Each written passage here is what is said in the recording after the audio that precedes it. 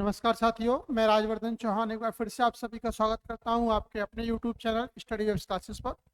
और समय हो रहा है कि जो हिस्ट्री के डेली एमसीक्यूज क्वेश्चंस हैं, यानी कि 25 क्वेश्चंस जिन पर हम रोज़ बात करते हैं, तो आज भी हिस्ट्री के वो 25 क्वेश्चंस जो कि विविध परीक्षाओं की दृष्टि से महत्वपूर्ण हैं, उन पर हम शुरुआत करते हैं। तो वीडियो की शुरुआत करने से पहले आपसे कहना चाहेंगे, यदि अभी तक आपने चैनल को सब्सक्राइब नहीं किया है तो चैनल को सब्सक्राइब जरूर करें। इसके साथ साथ जो बेल आइकन का बटन है वो भी जरूर दबाएं, जिससे कि नई नई वीडियोस की जो जानकारी है वो आप तक समय से मिलती रहे। हमारी वीडियो को ज़्यादा से ज़्यादा लोगों की भी शेयर करिएगा, जिससे ज़्यादा से ज़्यादा लोग इसका फ़ायदा ले सकें।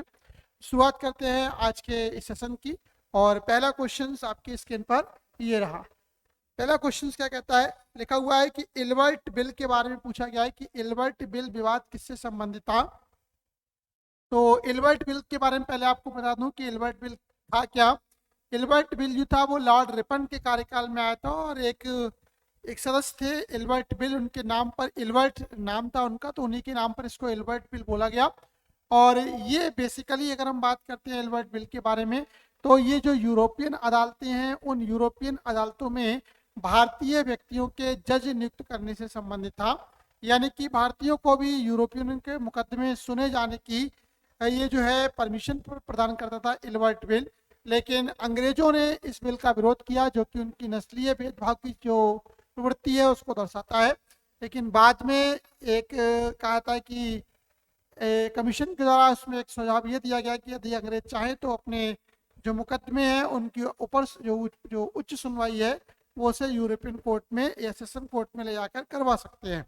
तो उसी आपका जो है इल्बर्ट बिल के बारे में क्वेश्चन दे रखा है। लिखा हुआ है इल्बर्ट बिल विवाद संबंधित था।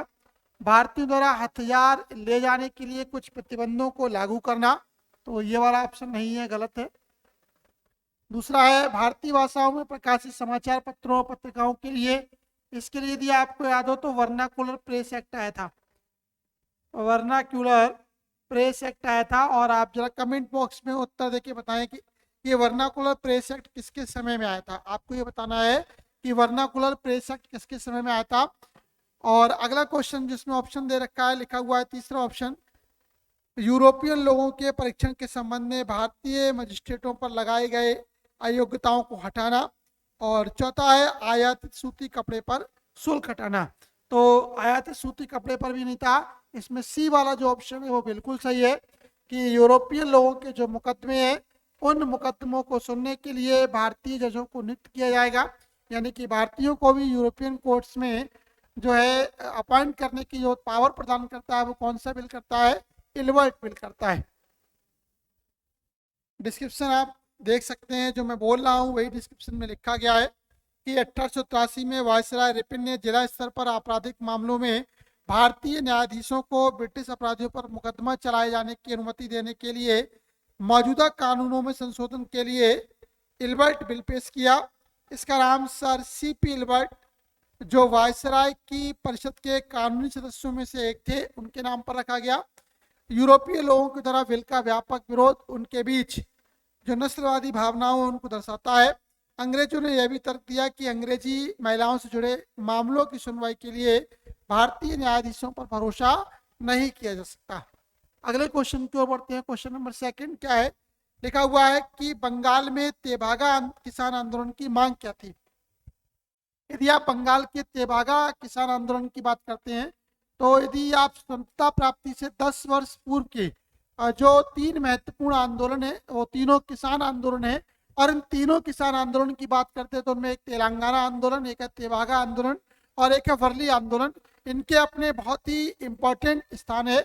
तो तेभागा आंदोलन क्या था कि तेभागा आंदोलन के जरिए जो भूमि पर लगान की दर है उसको आधे से घटाकर सीधे 1/3 कर दिया गया। तो ये मांग किसानों के द्वारा रखी गई थी और बाद में ये मांग मान ली भी गई थी। तो लिखा हुआ है कि जमींदारों के हिस्से की फसल को आधे से घटाकर 1/3 कर दिया गया। बिल्कुल सही है, यानी कि जो टैक्स है वो कितना हो गया है, वो 1/3 हो गया है। दूसरा है किसानों को भूमि का स्वामित्व प्रदान करना, क्योंकि वे भूमि के वास्तविक कृषक थे नहीं। तीसरा है जमींदारी प्रथा का उन्मूलन। जमींदारी प्रथा तो भैया जब भारत आजाद हो गया तब कहीं जाकर इस प्रथा का अंत हुआ, उन्मूलन हुआ। सभी किसान ऋणों को लिखना, ये भी इसमें नहीं आता है। तो पहला ऑप्शन यानी कि जमींदारों के हिस्से की फसल को आधे से घटाकर 1/3 कर दिया गया, ये तेभागा आंदोलन की एक महत्वपूर्ण मांग थी।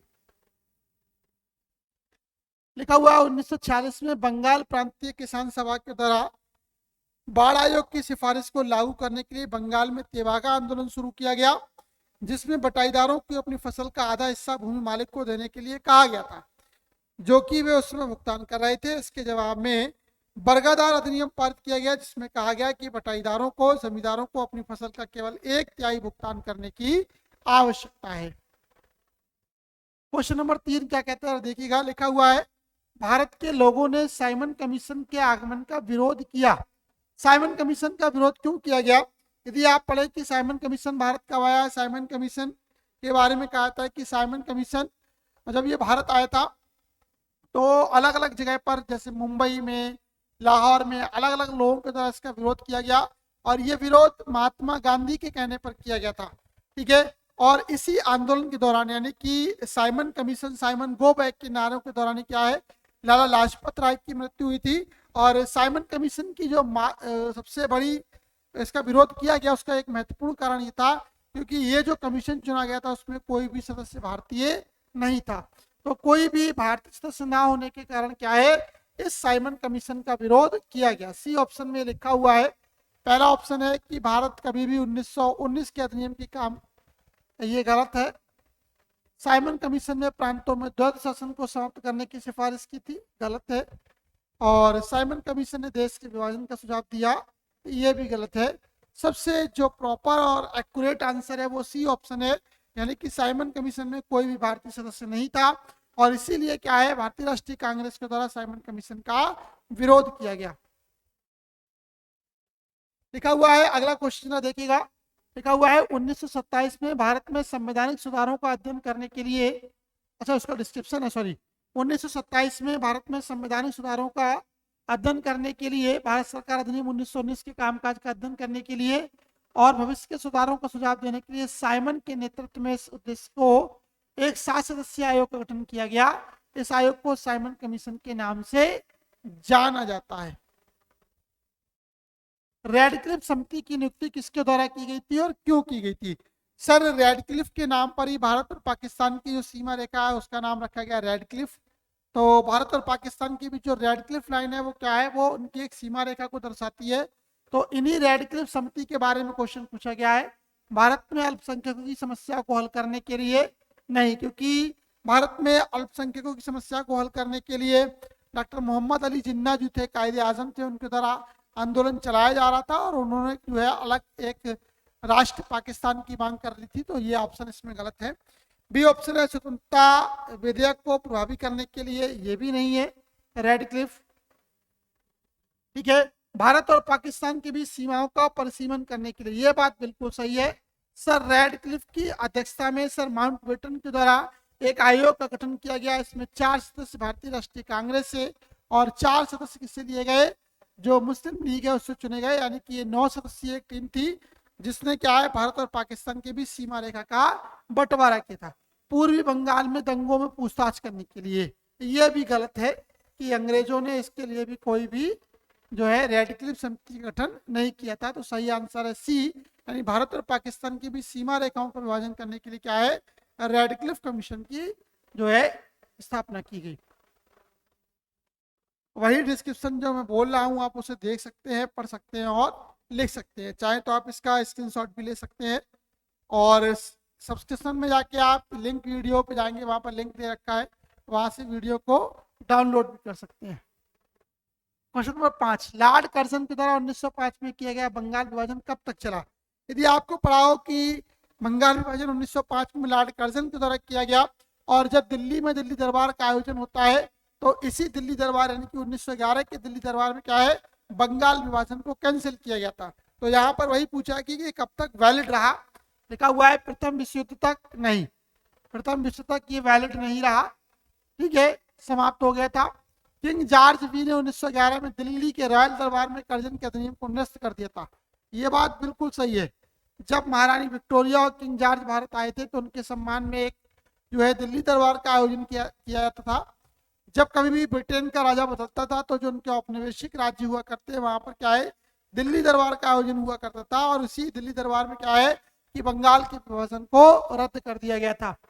गांधी जी ने अपना सविनय अवज्ञा आंदोलन शुरू किया, ये भी नहीं है।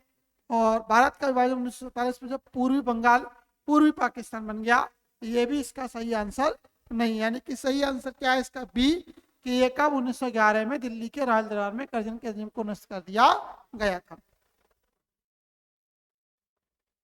भारत के वायसराय लॉर्ड कर्जन ने जुलाई 1905 में बंगाल के विभाजन की घोषणा की। लॉर्ड कर्जन प्रतिद्वंदी के एक ठोस निकाय को कमजोर करने के लिए बंगाल को विभाजित करना चाहते थे। दिसंबर 1911 में किंग जॉर्ज पांच ने भारत का दौरा किया और राजाओं के राज्याभिषेक में दिल्ली दरबार आयोजित किया गया था। इस दरबार के दौरान ही ब्रिटिश भारतीय की राजधानी को कलकत्ता से दिल्ली स्थानांतरित करने का निर्णय लिया गया। साथ ही बंगाल के विभाजन को रद्द करने की घोषणा की गई, इस उम्मीद में कि यह शांति बहाल करेगा और राष्ट्रवाद की जो भावना है उसको कम करने में भी अपनी महत्वपूर्ण भूमिका का निर्वहन करेगा। क्वेश्चन नंबर 6, भारतीय राष्ट्रीय कांग्रेस के 1929 के अधिवेशन का स्वतंत्रता आंदोलन के इतिहास से महत्व क्यों है? क्योंकि यदि आप 1929 के अधिवेशन को पढ़ते हैं तो 1929 का अधिवेशन लाहौर अधिवेशन हुआ, लाहौर अधिवेशन के नाम से आता है। और इसी में पंडित जवाहरलाल नेहरू के द्वारा क्या है, पूर्ण स्वतंत्रता की मांग को रखा गया था। तो पूर्ण स्वराज की मांग यानी कि बी ऑप्शन, ये इसमें सही आंसर है। और स्वशासन की प्राप्ति ये नहीं है। असहयोग आंदोलन शुरू किया गया नहीं है, क्योंकि असहयोग आंदोलन 1920 में शुरू किया गया। ये कब शुरू किया गया? 1920 में, और 22 में ये वापस लिया गया। लंदन में गोलमेज सम्मेलन ये 1930, 31 और 32 में आयोजित किए गए, तो ये भी इसमें नहीं आएंगे। यानी कि इसमें सही आंसर कि बी ही होगा। डिस्क्रिप्शन देख सकते हैं, जवाहरलाल नेहरू की अध्यक्षता में 1929 के लाहौर अधिवेशन में पूर्ण स्वराज यानी पूर्ण स्वतंत्रता को अपनाया गया, जिससे भारतीय राष्ट्रीय कांग्रेस का लक्ष्य घोषित किया गया। 26 जनवरी 1930 को पूर्ण स्वराज राज्य के दिवस में मनाया गया, घोषित किया गया। लिखा हुआ है गदर क्या? देखो गदर की यदि हम बात करते हैं तो गदर एक पार्टी थी जो कि सैन फ्रांसिस्को में संचालित थी, जिसकी स्थापना लाला हरदयाल के द्वारा की गई थी। तो यही उसी गदर के बारे में पूछा है, ना कि 1857 के क्रांति के बारे में। तो गदर क्या है कि भारतीयों का क्रांतिकारी संघ जिसका मुख्यालय सैन फ्रांसिस्को में है। ये बात बिल्कुल सही है।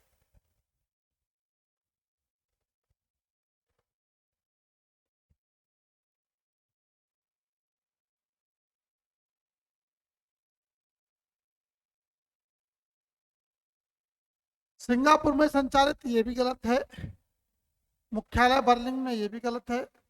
और ये भी है। यानी कि 7 में का सही आंसर कौन सा है? ए वाला इसका सही आंसर है। आप इसके लिए नोट डाउन कर सकते हैं, डिस्क्रिप्शन आप पढ़ सकते हैं कि क्या क्या है। लिखा हुआ है गदर पार्टी की स्थापना सोहन सिंह भाकना और लाला हरदयाल ने की थी। गदर का अर्थ विद्रोह होता है। गदर आंदोलन भारत में ब्रिटिश शासन के खिलाफ एक विद्रोह था जो विदेश में कनाडा और संयुक्त राज्य अमेरिका में भारतीय प्रवासियों के द्वारा आयोजित किया गया था, जिसका मुख्यालय सैन फ्रांसिस्को में है।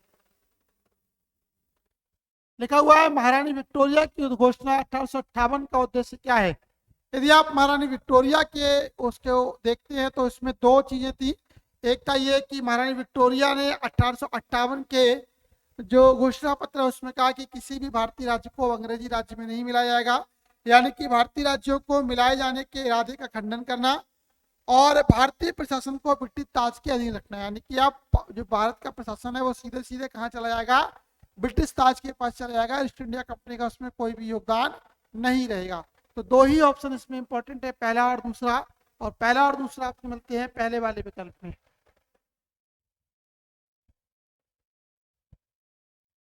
पहला वाला सही है, दूसरा वाला सही है, तीसरा वाला सही नहीं है। 1 नवंबर 1858 को इलाहाबाद में एक भव्य दरबार आयोजित किया गया। और इसी दिन 1 नवंबर 1858 को यदि क्वेश्चन पूछा था कि इलाहाबाद भारत की राजधानी कब बनी, तो एक दिन की राजधानी, भारत की एक दिन की राजधानी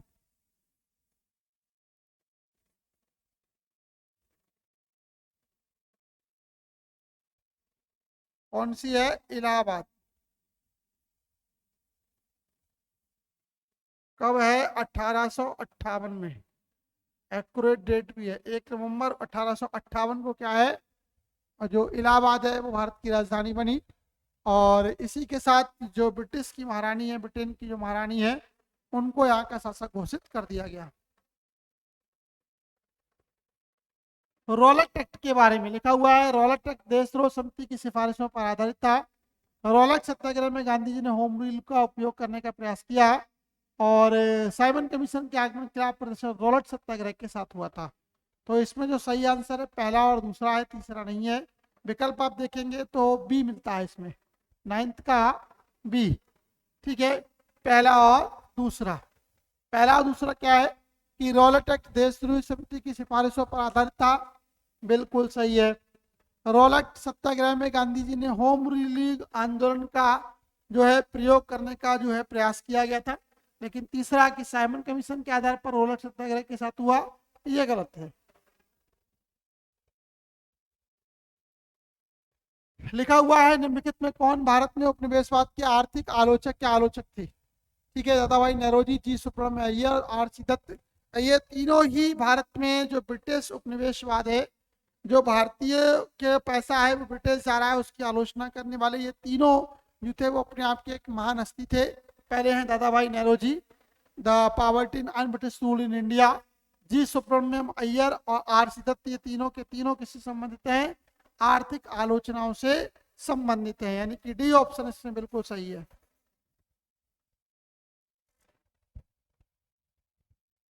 देखिए लिखा हुआ है ड्रेन थ्योरी, ये पूछा जाता है, बहुत इंपॉर्टेंट है कि ड्रेन थ्योरी किसके द्वारा दी गई। तो ड्रेन थ्योरी दादाभाई नौरोजी के द्वारा ही दी गई। तो बाकी आप देखेगा कि आर सी दत्त ने इस विषय को अपने भारत के आर्थिक इतिहास का विषय बनाया। सुब्रमण्यम अय्यर उग्र लेखों और स्टिंग ऑपरेशन के लिए जाने जाते थे, और ये इन्होंने क्या है अपने अखबार द हिंदू का इस्तेमाल किया था। तो द हिंदू अखबार किसके द्वारा निकाला जाता था? सुब्रमण्यम अय्यर के द्वारा निकाला जाता था। और ये क्या करता था, ये जो कहे तो आपका जो फैक्चुअल चीजें हैं उनके बारे का प्रकाशन किया करता था। लिखा हुआ गौर है कांग्रेस सोशलिस्ट पार्टी के संदर्भ में निम्नलिखित कथनों पर विचार करें। क्या है, जरा आप क्वेश्चन को पढ़िएगा और जरा सोचिएगा क्या हो सकता है। लिखा हुआ है कांग्रेस सोशलिस्ट पार्टी के संदर्भ में निम्नलिखित कथनों पर विचार करें। इसने ब्रिटिश वस्तुओं के बहिष्कार और करों के अपवंचन की वकालत की। यह सर्वहारा अधिनायकत्व स्थापित करना चाहता था। इसने अल्पसंख्यकों और उत्पीड़ित वर्गों के लिए निर्वाचक मंडल की वकालत की। कांग्रेस सोशलिस्ट पार्टी के संदर्भ के लिए हम बात करते हैं तो ये दूसरा है। इसने क्या कहते हैं, इसने ब्रिटिश वस्तुओं के बहिष्कार और करों के अपवंचन की बात कही, ये बात बिल्कुल सही है। ये वाला बात बिल्कुल सही। एक मिनट, कांग्रेस सोशलिस्ट पार्टी है, सॉरी, कांग्रेस सोशलिस्ट पार्टी की द्वारा ये मांग नहीं की गई थी। ठीक है, कांग्रेस सोशलिस्ट पार्टी के द्वारा जो मांग की गई थी वो भारत की आज़ादी थी। तो इसमें जो है आपका डी ऑप्शन सही है।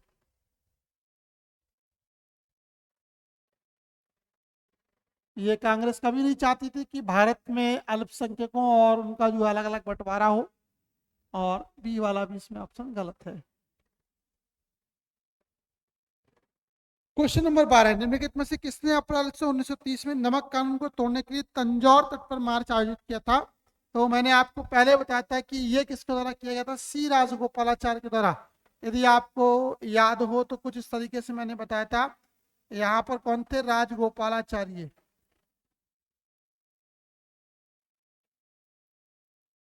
यहाँ कौन थी? रानी गेंडिल्यू, गाइंडिल्यू। सही है।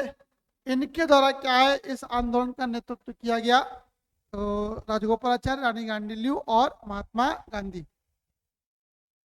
आप देख सकते हैं सही आंसर देखा राजगोपालाचार्य के बारे में कि 1930 में नमक कानून तोड़ने के लिए तंजौर तट पर एक मार्च का आयोजन किया गया। 1930 में 23 मार्च 24 दिवसीय मार्च था। इसे 12 मार्च 1930 से 6 अप्रैल 1930 तक जो है ये अभियान चला और ब्रिटिश नमक के कायदे के खिलाफ अहिंसक विरोध हुआ। दांडी में गांधी के अनुष्ठान के रास्ता साफ होने के बाद नमक अवज्ञा का प्रसार पूरे देश में नमक कानूनों की अवहेलना के साथ शुरुआत हो गई। लिखा हुआ है भारत सरकार अधिनियम 1919 स्पष्ट रूप से परिभाषित करता है। तो भारत सरकार 1919 भारत के राज्य सचिव और वायसराय की शक्ति को प्रदर्शित करता है। केंद्र और प्रांतीय सरकारों का अधिकार क्षेत्र होता है। न्यायपालिका और विधानमंडल की शक्ति का पृथक्करण करता है। तो केंद्र और प्रांतीय सरकारों के अधिकारों का जो अधिकार क्षेत्र है उसके बारे में बताता है।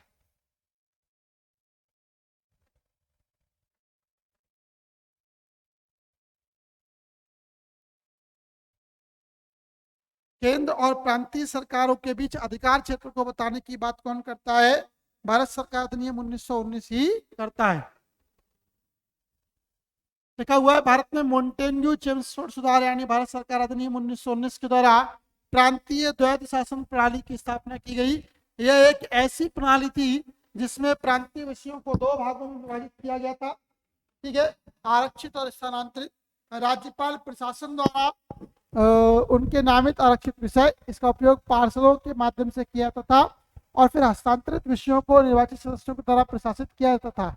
इन सुधारों ने केंद्रीय विधानमंडल को द्विसदनीय बना दिया। इनमें से एक सदन को राज्य परिषद तथा दूसरे सदन को केंद्रीय विधानसभा कहा जाता था। कैबिनेट मिशन के संदर्भ में आपको रिकमेंडेशंस दे रखी हैं, बताना है कि कौन सा सही है। इसने संघीय सरकार की सिफारिश की, इसने भारतीय न्यायालय की शक्तियों के विस्तार की बात की, इसने आईसीएस में अधिक भारतीयों को प्रदान किया और 3 ऑप्शन इनमें कौन सा सही है। लिखा हुआ है कैबिनेट मिशन के बारे में। तो कैबिनेट मिशन की यदि हम बात करते हैं तो पहला और जो इसमें ऑप्शन है कि संघीय सरकार की सिफारिश की गई, यही बात सही है। ठीक है, भारतीय न्यायालय की शक्तियों का तो इसमें तो एल्बर्ट बिल था, यदि आपको याद हो तो इसमें कौन था? एल्बर्ट बिल था। और आईसीएस की परीक्षा में जो है अंग्रेजों के द्वारा ज़्यादा से ज़्यादा जो है बैरिकेड लगाए गए कि भारतीय ज़्यादा से ज़्यादा लोग अंग्रेजी उच्च पदों पर ना पहुंचे। कैबिनेट मिशन को 22 जनवरी को भारत में भेजने का निर्णय लिया गया। 19 फरवरी 1946 को ब्रिटिश प्रधानमंत्री क्लेमेंट एटली की सरकार ने हाउस ऑफ लॉर्ड्स में एक कैबिनेट मिशन गठन की घोषणा की और भारत छोड़ने की योजना बनाई। 3 ब्रिटिश कैबिनेट सदस्यों का उच्च स्तरीय मिशन, जिसमें भारत के सचिव लॉर्ड पैट्रिक लॉरेंस, व्यापार मंडल के अध्यक्ष सर स्टैनफोर्ड क्रिप्स और नौसेना अध्यक्ष जो थे वो एवी अलेक्जेंडर शामिल थे। 24 मार्च 1946 को दिल्ली पहुंचे। मिशन की जो सिफारिशें हैं वो निम्नलिखित थी। केंद्र सरकार को रक्षा मामलों, संचार और विदेशी मामलों का प्रभारी होना चाहिए। रियासतों सहित सभी संपूर्ण भारत का एक संघ बनना चाहिए। लिखा हुआ है निम्नलिखित में से किस आंदोलन ने भारतीय राष्ट्रीय कांग्रेस के विभाजन में योगदान दिया, जिसके परिणामस्वरूप नरमपंथी और उग्रपंथी स्वदेशी आंदोलन यदि आप पढ़ते हैं, स्वदेशी आंदोलन यानी कि आप पढ़ते हैं कि जब 1916 का जो अधिवेशन होता है, 1916 के अधिवेशन में जो है तो ये विचारधारा एक होती है, लेकिन ये जो आंदोलन है स्वदेशी आंदोलन, इसने कांग्रेस को 2 भागों में नरमपंथी और उग्रवादी में परिवर्तित कर दिया था। रास बिहारी बोस की अध्यक्षता में सूरत में एक अधिवेशन 1907 में होता है और इसी अधिवेशन में क्या है, कांग्रेस 2 भागों में यानी कि नरम दल और गरम दल में बढ़ती है। नरम दल में गोपाल कृष्ण गोखले आते हैं, जबकि गरम दल में लालवाल और पाल और अरविंद घोष का नाम भी आता है। देखिए, और बाद में यही जो टाइम पीरियड है वो किसका है? स्वदेशी आंदोलन का टाइम पीरियड भी माना जाता है।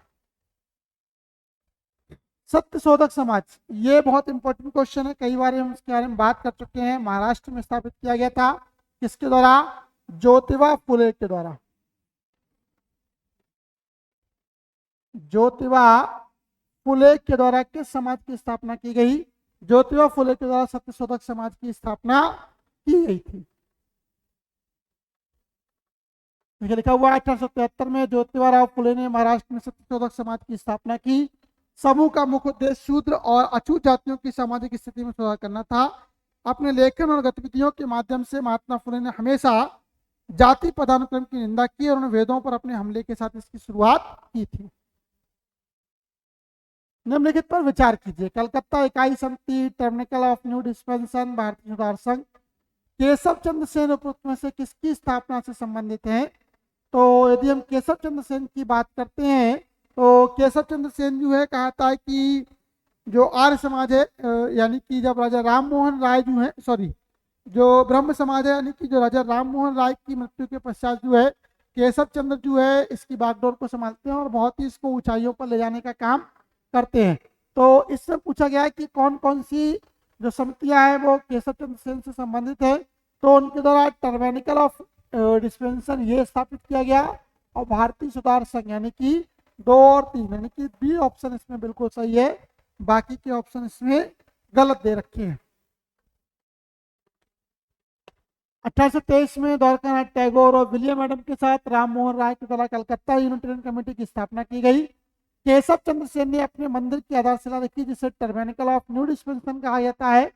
इंडियन रिफॉर्म एसोसिएशन का 1870 को केशव चंद्र सेन के अध्यक्ष के रूप में किया गया।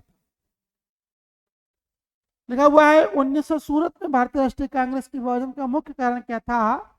तो इसका जो मुख्य कारण है वो ये है कि ब्रिटिश सरकार, लॉर्ड मिंटो द्वारा भारतीय राजनीति में सांप्रदायिकता का परिचय, ब्रिटिश सरकार के साथ बातचीत करने की उदारवादियों की क्षमता में चरमपंथियों की कमी, मुस्लिम लीग, अरविंद घोष की राष्ट्रीय कांग्रेस के अध्यक्ष के रूप में चुने जाने में असमर्था। तो बी ऑप्शन इसका इसमें सही आंसर है, बी। क्योंकि यदि आप देखते हैं तो उदारवादियों की क्षमता की यदि हम बात करते हैं तो चरमपंथी यानी जो गर्म लोग हैं वो उस समय कम थे, तो इसीलिए जो है 1907 में सूरत का जो अधिवेशन है वो कांग्रेस के विभाजन का एक मुख्य आधार बनता है। देखिएगा डिस्क्रिप्शन को आप चाहे तो क्लिक कर सकते हैं, स्क्रीनशॉट ले सकते हैं, सेव कर सकते हैं हमारी वीडियोस को, हमारी लिंक पे जाकर आप जो चाहें वो इसमें कर सकते हैं। तो आगे हम बढ़ते हैं। लिखा हुआ है सर स्टैनफोर्ड क्रिप्स की योजना में द्वितीय विश्व युद्ध की परिकल्पना की गई कि भारत को पूर्ण स्वतंत्रता प्रदान की जानी चाहिए, स्वतंत्रता देने से पहले भारत को 2 भागों में विभाजित करना चाहिए, भारत को इस शर्त के साथ गणतंत्र बनाया जाए कि वह राष्ट्रमंडल में शामिल होगा, भारत को डोमिनियन का दर्जा दिया जाना चाहिए। तो सर स्टैनफोर्ड क्रिप्स ने भारत को एक डोमिनियन का दर्जा देने की वकालत की थी। ठीक है, डोमिनियन राज्य का जो है दर्जा देने की वकालत किसके द्वारा की गई? ये सर स्टैनफोर्ड क्रिप्स के द्वारा ही की गई, डी ऑप्शन था। क्रिप्स का मुख्य प्रस्ताव यह था कि डोमिनियन स्थिति वाला एक भारतीय संघ स्थापित किया जाएगा। प्रधानमंत्री विंस्टन चर्चिल ने द्वितीय विश्व युद्ध के दौरान 1942 में स्टैनफोर्ड क्रिप्स के नेतृत्व में संवैधानिक प्रस्तावों के साथ द्वितीय विश्व युद्ध के लिए भारतीय समर्थन की तलाश के लिए समिति को भेजा था, इसकी स्थापना की थी। स्वदेशी और बहिष्कार को पहली बार संघर्ष के तरीकों के रूप में अपनाया गया था। कब अपनाया गया? बंगाल के विभाजन के खिलाफ, होम रूल आंदोलन के दौरान, असहयोग आंदोलन के दौरान या साइमन कमीशन की भारत यात्रा। यदि आप बंगाल विभाजन पढ़ते हैं उस समय इनको अपनाया गया। बंगाल विभाजन के समय ही क्या है कि जो आपके दो, ठीक है, स्वदेशी और बहिष्कार। स्वदेशी मतलब कि जो वस्तुएं भारत में उत्पादित होती हैं उनका ज़्यादा से ज़्यादा प्रयोग किया जाएगा, विदेशी वस्त्रों की होली जलाई जाएगी, विदेशी वस्त्रों का प्रयोग नहीं किया जाएगा। और ये सब हुआ था बंगाल विभाजन के दौरान, जो कब हुआ था? 1905 में हुआ था। आप देख सकते हैं लॉर्ड कर्जन के वायसराय के 1905 में बंगाल विभाजन के खिलाफ आंदोलन के दौरान पहली बार स्वदेशी और बहिष्कार के संघर्ष के तरीकों के रूप में अपनाया गया। 16 अक्टूबर 1905 को प्रभावी हुआ कौन? बंगाल विभाजन। शांतिपूर्ण अभियानों और याचिकाओं की विफलता के बाद बहिष्कार शुरू किया गया। रविन्द्रनाथ टैगोर और रामेंद्र ने विभाजन के लिए रक्षाबंधन और आनंदन के पालन का आह्वान किया। स्वदेशी का अर्थ है अपना देश, इसके अनुसार लोगों को देश के भीतर उत्पादित वस्तुओं का उपयोग करना चाहिए। इसका नेतृत्व लाला लाजपत राय, विपिन चंद्रपाल और बाल गंगाधर तिलक के द्वारा किया जा रहा था। 1927 की बटलर समिति का क्या उद्देश्य था? यदि आप बटलर समिति की बात करते हैं तो बटलर समिति का जो उद्देश्य था वो भारत और जो भारत सरकार है और भारतीय राज्यों के बीच जो है संबंध है उनको सुधार करने के लिए क्या है, इस समिति की स्थापना की गई थी। केंद्रीय और प्रांतीय सरकार के अधिकार को परिभाषित करना नहीं,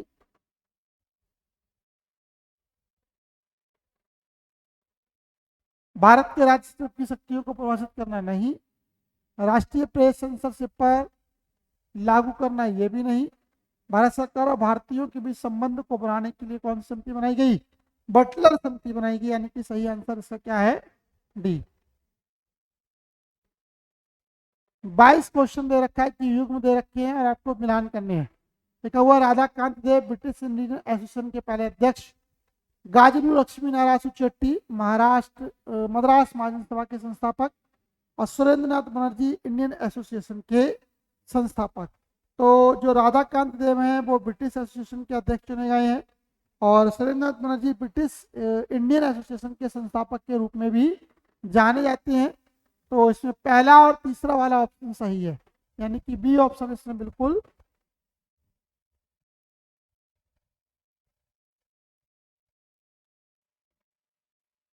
सही है। ठीक है, आप देखिए डिस्क्रिप्शन देखिएगा क्या कहता है।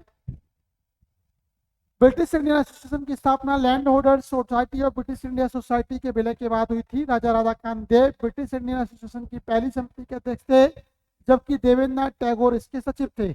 मद्रास महाजन सभा की स्थापना 1884 में एस राधा स्वामी मुदालियर और पी आनंद चार्लू ने की थी। इंडियन एसोसिएशन 1876 में सुरेंद्रनाथ बनर्जी और आनंद मोहन बोस द्वारा ब्रिटिश भारत में स्थापित पहला घोषित राष्ट्रवादी संगठन था। 23 कह रहा है कौन सा भारत में रैयतवाड़ी व्यवस्था की शुरुआत करने से जुड़ा हुआ है। तो रैयतवाड़ी व्यवस्था के बारे में यदि हम बात करते हैं तो थॉमस मुनरो और जो सिकंदर है वो जुड़ा हुआ है, यानी कि दूसरा और तीसरा इसमें सही है। लॉर्ड कॉर्नवालिस के समय में कॉर्नवालिस संहिता आई थी, ना कि आपकी रैयतवाड़ी व्यवस्था आई थी। और ये कहा था कि मद्रास के 12 महल जिले में कर्नल रीड के द्वारा जो है इसको पहले लागू किया गया था। रैयतवाड़ी व्यवस्था मद्रास और मुंबई, वर्तमान मुंबई और असम के अधिकांश भागों में लागू की गई। रैयतवाड़ी प्रणाली कैप्टन अलेक्जेंडर रीड और थॉमस मुनरो द्वारा तैयार की गई थी। लॉर्ड कॉर्नवालिस 1793 की कॉर्नवालिस संहिता और इस व्यवस्था से जुड़े हुए थे। 24 क्वेश्चन 1929 के व्यापार विवाद अधिनियम के लिए प्रदान क्या किया गया था। व्यापार विवाद अधिनियम की बात हो रही है, तो ये व्यापार अधिनियम जो है वो क्या था, वो न्यायाधिकरणों के लिए एक प्रणाली और हड़तालों पर प्रतिबंध लगाने की बात करता था। ऊपर केस में नहीं आते हैं, श्रमिकों की भागीदारी नहीं, औद्योगिक विवादों को दबाने की मान शक्तियां नहीं, व्यापार विवाद की कोर्ट द्वारा हस्तक्षेप नहीं। केवल डी आंसर कि न्यायाधिकरण जो है एक प्रणाली और हड़तालों पर प्रतिबंध लगाने की जो परमिशन जारी करते हैं वो किसमें था, 1929 के अधिवेशन में दे रखा था। आज का अंतिम क्वेश्चन जो आपकी स्क्रीन पर है वो क्या है, लिखा हुआ निम्नलिखित कथनों पर विचार करें। कारखाना अधिनियम 1881 औद्योगिक श्रमिकों के वेतन को निर्धारित करने और श्रमिकों को ट्रेड यूनियन बनाने की अनुमति देने के उद्देश्य से पारित किया गया था। ये बात बिल्कुल सही है। 19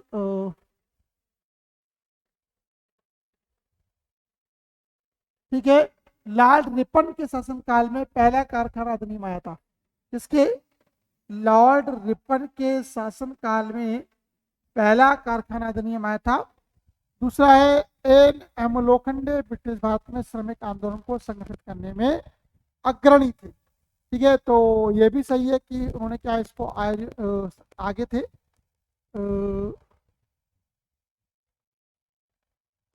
सॉरी, कारखाना अधिनियम 1881 होते नहीं, ये कहता है ये 4 छुट्टी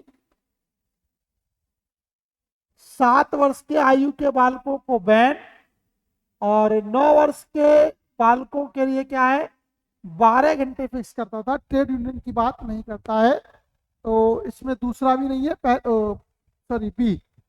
और एनएम लोखंडे ब्रिटिश में ये बात सही है कि इनके द्वारा क्या ये नहीं है, ये वाला सही है क्योंकि इनके द्वारा श्रमिक आंदोलन को जो है वो संगठन किया गया। श्रमिक आंदोलन को संगठित करने में एनएम लोखंडे जो है वो अग्रणी व्यक्ति गिने जाते हैं, तो इसका बी आंसर सही है। तो यानी कि केवल बी इसमें आपका सही आएगा, बाकी के इसमें गलत है। 25 का बी आंसर सही है। पहला कारखाना अधिनियम 1881 में लॉर्ड रिपन के कार्यकाल के दौरान पारित किया गया था। अधिनियम ने 7 वर्ष से कम आयु के बच्चों को रोजगार पर रोक लगा दी, 12 वर्ष से कम उम्र के बच्चों के लिए काम के घंटों की संख्या सीमित कर दी और यह आवश्यकता की खतरनाक मशीनों को ठीक ढंग से बंद कर दिया जाए। अधिनियम ने कार्य अवधि के दौरान 1 घंटे के आराम और श्रमिकों के लिए महीने में 4 दिन की छुट्टी का भी प्रावधान किया गया। नारायण मेधाजी लोखंडे भारत में श्रमिक आंदोलन के अग्रणी थे। उन्होंने भारत में ट्रेड यूनियन आंदोलन के जनक के रूप में भी जाना जाता है। तो ये थे आज के 25 क्वेश्चंस। यदि आपको आज की वीडियो अच्छी लगी हो तो इसके लिए ज़्यादा से ज़्यादा जो है सब्सक्राइब लाइक करिएगा। ज़्यादा से ज़्यादा लोगों के बीच में क्या है इसके लिए जो है आप शेयर करें, जिससे कि ज़्यादा से ज़्यादा लोग इसका फ़ायदा उठा सकें।